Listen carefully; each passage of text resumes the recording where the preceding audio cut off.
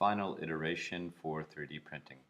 So in TinkerCad, you're going to click on your latest iteration. So we'll try this one. You can click Tinker This to go to it straight away.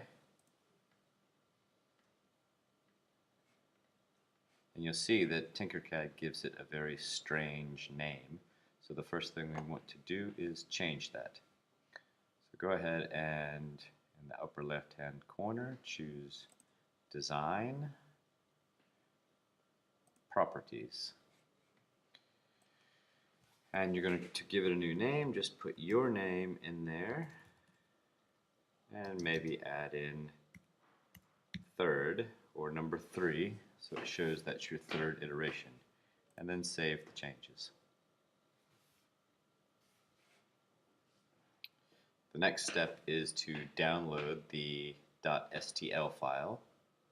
So we'll go to the design menu again.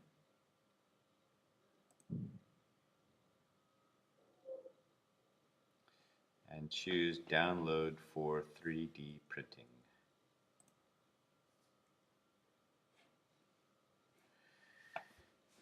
And then you'll have some options for what type of file you want to download. We're going to download it as a .stl, the first one. So click that and it will start to download here.